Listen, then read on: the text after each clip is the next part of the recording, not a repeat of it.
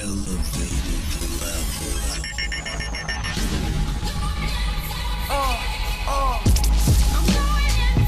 Prince Illmatic, guys MVP, intelligent and dirty. Yeah, that's all me. It's a little complex, so if you don't understand, I understand. But let me take you through my career. Childish Gambino. Yeah, that's matter of fact, you are absolutely right. That's Childish Gambino girl or something like that. Yep. Yeah, but she nicer than him. By far. By far. I would much, I swear to God, check out the song called The Worst that she got. And it's just real. And it's like, it sound good. It's real. Then she kind of spit at the end. Threw Jay-Z a shot with the, They told me he wasn't gonna wife me or something. It was ill. I was really impressed. But and she been on some albums. She was on J. Cole, Wale, Drake. She was on a lot of niggas' albums this year that came out. So I feel like they about to get her some shine. They about to push her a little bit. Yeah, she was on that hook management. Yeah. She was What are you? Exactly. So she was on that one. She was on that, and J. Cole, forget what it's called. She was on a bunch of junk this year that was nice. Believe that. Good gosh. Where the women's at, man? All right, Miss Cheryl, we're going to dive into something else real quick. I got to get your thought process on getting an education versus going to school.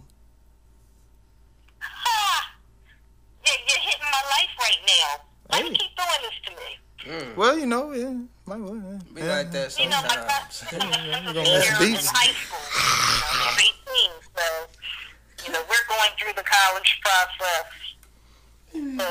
Putting in the apps. We did several tours already, and completing the FAFSA to look for some financial aid money, etc. So, I'm definitely all about education. Because at this point, without any type of either technical training, vocational training, or college, you really limit your earning potential over a lifetime. Unless you just have a rare skill, or art form, art that can make you billions of dollars. That's true right there. We got to... For the everyday person, you've got to get some additional education outside of high school. Otherwise, you're really going to be stuck, making less than $15 an hour for the rest of your life. That's where I'm at right now. That shit hurt. That's why I'm going back. Financial aid kicked in. Holla at your boy, 10 G's. Appreciate that, state. Yeah. I appreciate that. But also what I wanted to get into is for people who maybe went to college but didn't finish. What's the thought process of, because I'm actually re-educating myself as far as books that I'm reading, documentaries that my homeboy Clyde has put me on, and even before then, just diving into other things that was not inside those school books to make sure that I had applied knowledge. Just speak on applied knowledge. And that's the thing, people always look at book knowledge and what's taught in school, but there's still so many things that are hidden from us outside of there. It's always best to do your own research. Use your brain, think, make your own conclusion. Just don't be someone who memorizes shit. And I've always been told that there's a huge difference between being educated and being intelligent. It is. It is. Some of the smartest people I've met don't have college degrees. Oh, They've educated themselves through continual learning. Gladly, in my own collegiate experience, I got to meet some great educators, like Dr. Hockey Matabuti, Ron Moringa, the founder of Kwanzaa, met him. Dr. Gwendolyn Goldsby Grant, who used to write the sexual column in in Ebony magazines. I've met Shirley Chisholm. She was dynamic. And, these people, I was able to interact with them and draw knowledge and attend their lectures. Dr. Frances Creswell Singh, y'all need to look her up on YouTube, yo. Hey, please send me those links to my inbox. Every name you just rattled off, send that to me. Not a problem. But, it's funny. The only way I learned about these people and the theories that they were bringing out was because of my college experience. That's true. If I had not went, I wouldn't have known who none of these people were except Shirley Chisholm. Yeah. I like the way you put that. A lot of knowledge and directions that I never thought of, and shaped my thinking in different ways and encouraged me to learn more on my own. That's another reason why I was a African American Studies minor in college. I wanted to know more about my own history. Yeah, you got to. It's very imperative that we as a people educate ourselves outside of the schools, because there's going to be so many things that we're not going to learn inside those classroom walls. There are books out there. There are people out there that we've never met, we never heard of, who have ideas and ideals that we need to take notice of. Whether we agree with them or not, you need to at least hear it so you know what to fight yourself against. Because if you just know all the good things about that, then if something bad comes to you, then you're going to be easily swayed. But if you know both sides of the fence, then you good to go. You already know the weaponry. Yeah, I'm 100% pro self-education, because you're going to learn what you want to learn as fast as you want to learn it. You just got to know what to look for. You got to know what you're trying to learn. That's why I seek all kinds of different knowledge and wisdom, and just, like, you should look up psycho-cybernetics. It's something that's really, really, really deep, that if they had taught niggas at an early age, junior high, people would be in a whole lot better space mentally and physically than we are. You probably would have never seen half the hardships, or it wouldn't have affected you as much as it did. But that's something that I had to learn on my own, just doing some random ass research, looking up something, and heard a man mention psycho-cybernetics, and I just happened to type it in, and I've been on it ever since. And I feel like I'm a better person for it. And I love when that happened, because they ain't teach me that, though. I feel like they don't even want us to know shit like this. They want you to know. They want you to know Spanish. They want to know that shit. There's certain things that they don't want us to know. They don't want to give us too much knowledge, because knowledge is power. Right. I agree to that wholeheartedly. They want you to know Spanish. They want you to know Japanese, or you know what I'm saying. They want you to know some allied health science or something like that.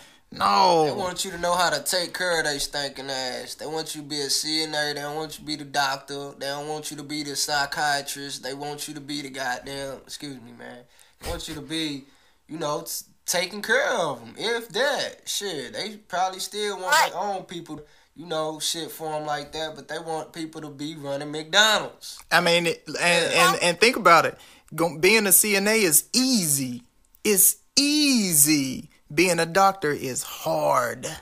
It takes time. It takes 8 years to become a doctor. It takes 3 months to become a CNA. It takes training yourself to make a lot of judgmental calls. Exactly. Right. With being a CNA, not to blast anybody. Not to blast anybody about being a CNA, but just being a CNA, I mean, it just takes a little bit. It just takes a little bit, not a lot of mind functioning as much. You still have to do your job. You still have to know what you're doing, what to do here, what to do there, what to put this plug here, what to do when someone's not eating. You know what I'm saying? I mean, the pill schedule and everything. Nothing wrong with it at all.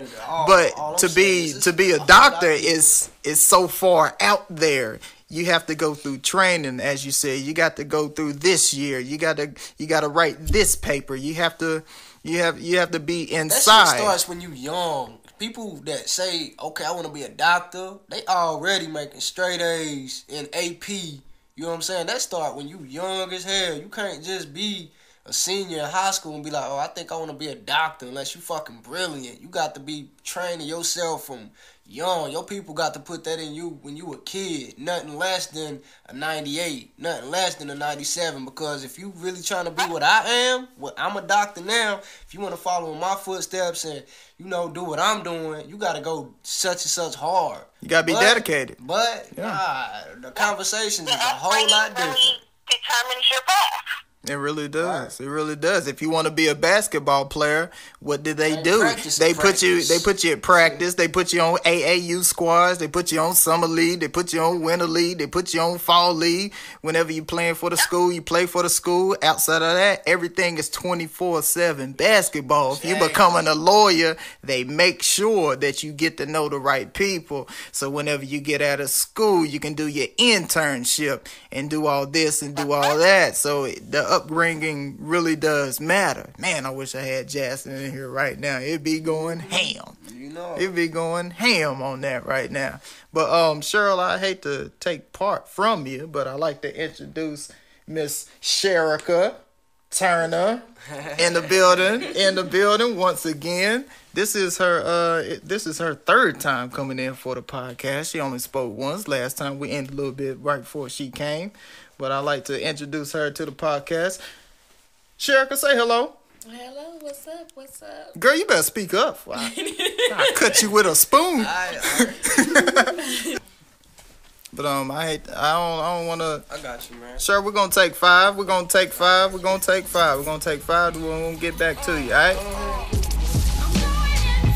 Prince Illmatic, guys MVP, intelligent and dumb. Yeah, that's all, man.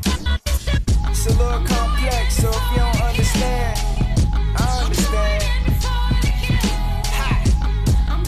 But let me take you through my mind a little bit.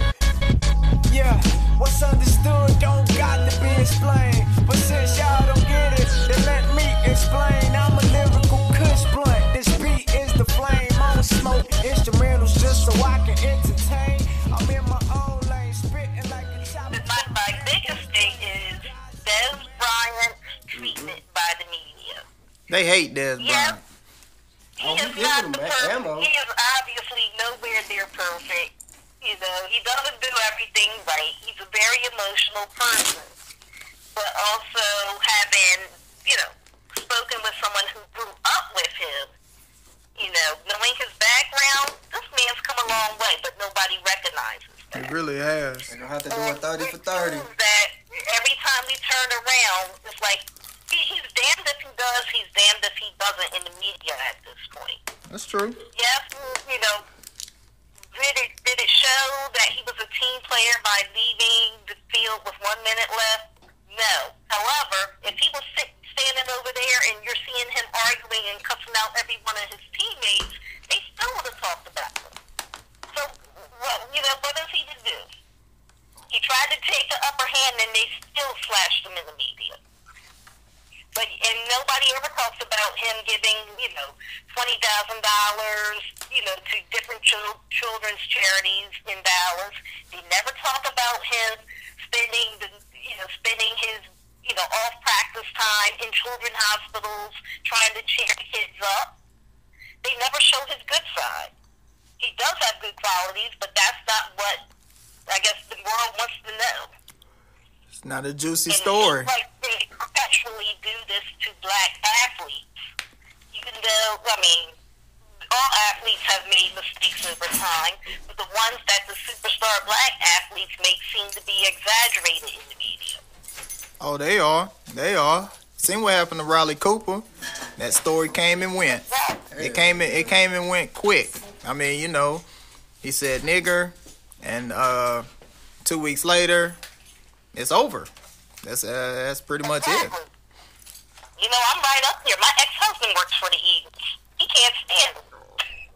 I bet not. And the Richie Incognito story. Damn, that came what happened? and went. Damn. It came. Yeah, that died out. But yet they're still talking. But yet, if they even mention the Dolphins, they still mention the black athlete who was the victim. And he ain't even spoke. And he hasn't even He hasn't even officially come out to say anything about it. Ain't said nothing. Ain't gave out Everybody else has spoke for him. no kind of interview. He ain't sat down with Katie Couric. Nothing. Nothing. I mean, and I just see this as, being repeated in every sport.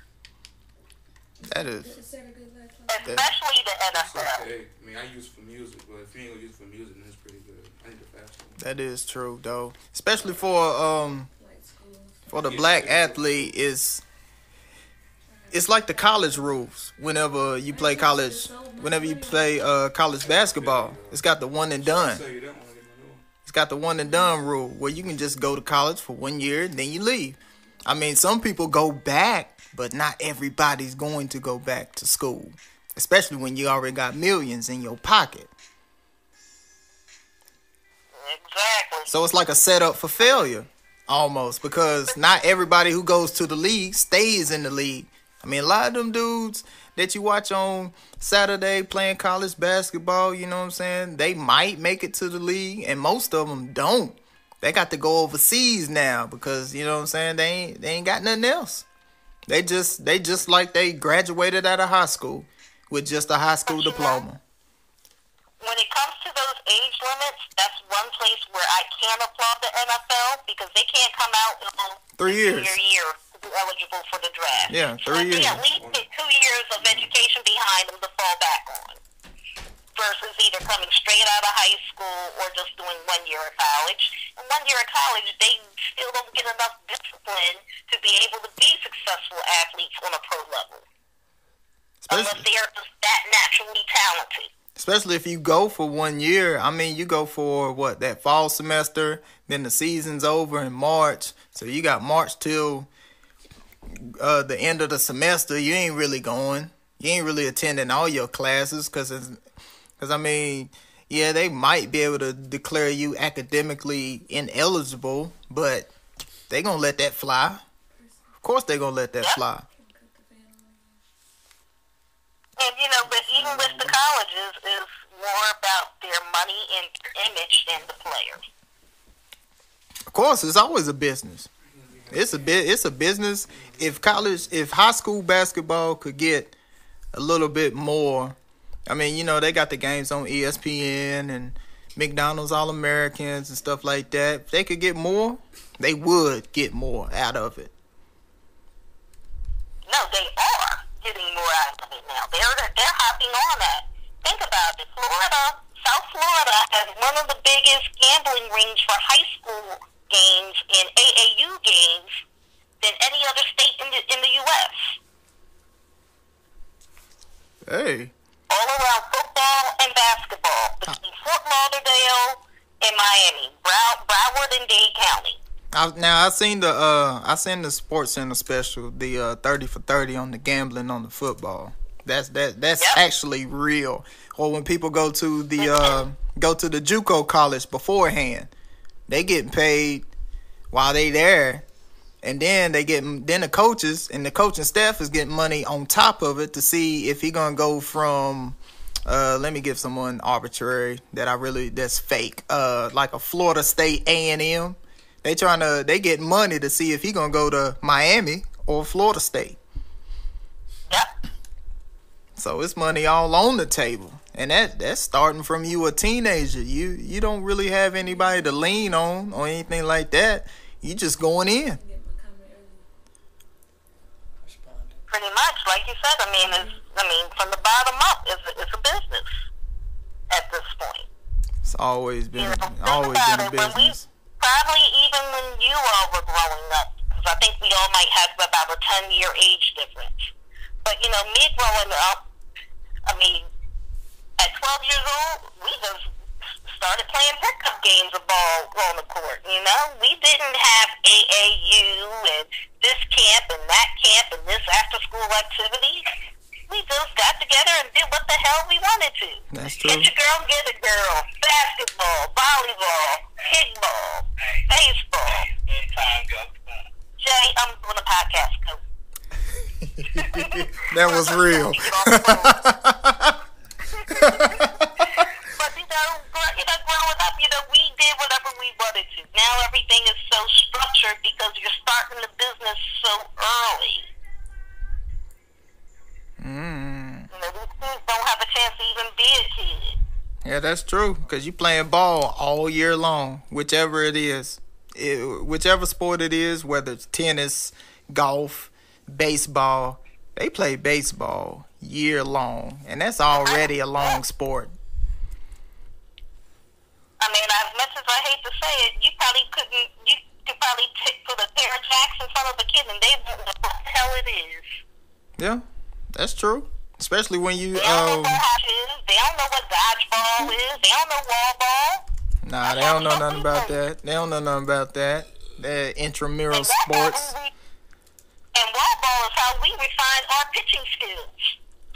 You had to line up and sting somebody just right with the right rotation on the ball. Especially with dodgeball. I miss dodgeball. I don't know why they took that out. I mean, dodgeball teach you eye quickness, body movement, how to survive in the game when everybody's around you trying to take you out. How long can you stand? That's life movement right there. Exactly. Those skills are gone because now, again, you're relying on memory. You're not relying on analytical skill. That's true.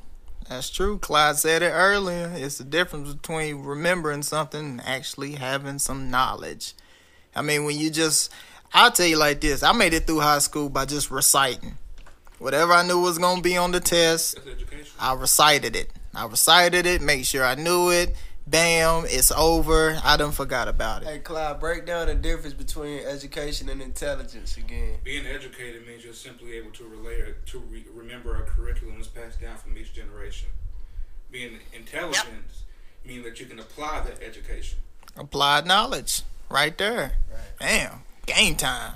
Yep, and that's where a lot of our generation is failing. I mean, the younger generation is failing because it's all about the resuscitation of information, all these standardized, state tests, SATs, etc. It's like they're just crash test dummies. Yeah, that's true. And ask them a question where they have to think, and they crumble. Yeah, when you gotta put some knowledge into it, it's not. And if you really think about it, they've actually dumbed it down even more because you can't even be mean in this world when you're going through grade school. It's like you can't pick on anybody, you can't call anybody names, you can't do this, you can't do that. We all know that's wrong, but out here in the real world, it's some vultures out here. You got to know how to take it. The man I work with said that the other day. He said the sandbox rules do not apply in real life. They don't. And you gotta put that in your kids. When they young, you can't smack the little girl in the face, can't throw sand in her and just be a bully and shit. But in the real world, that's exactly what it is. The people that play like that got the money, they got the power, they know the game. They ain't playing by, I gotta be nice, they assholes, they sharks. They don't give a damn about you. They got a goal, and if you in the way, they gonna stab you in the back, knock you down, and keep it moving, and then take your spot and put they people on, and that's how the rich stay rich. Yep, and that's one reason, just even bringing it back to sports, why I hate those kiddie leagues where everybody makes the team. Or everybody gets a trophy. Everybody gets a trophy. What is that? That don't even make sense. I'm like, that's that. They're going to have to learn rejection at some point. And it's the same kids who did not learn rejection who are out here shooting up other kids at schools. Exactly. Because then when they get in, then by the time they get into high school, the rules done change. People get cut now. You know what I'm saying? You can't have 60 people on the football team. You can only have 40. So what's the other 20 going to do who were lied to from grade 1 all the way up to grade 8 that is okay, and everybody's gonna make the team, and everybody's got to get playing time. No, you can't get playing time because you suck. You saw it. Go do something else. You just ain't good at this. Then the parents be mad as hell. Parents be hyped up about to fight coaches because they baby didn't get to play, knowing he run a 6.9 in the 40, can't run, he ain't lifting weights, he ain't doing nothing. He just trying to be everybody at the game, just wilding. You know what I'm saying? He can't even shoot free throws. But that's where it comes in with the parents being honest. They're telling them that life is fair. Life is not fair. Touch on. Everybody would be happy. Everybody would have the same income. Everybody would have the same services. Socialism. And, food on their table and designer clothes or whatever.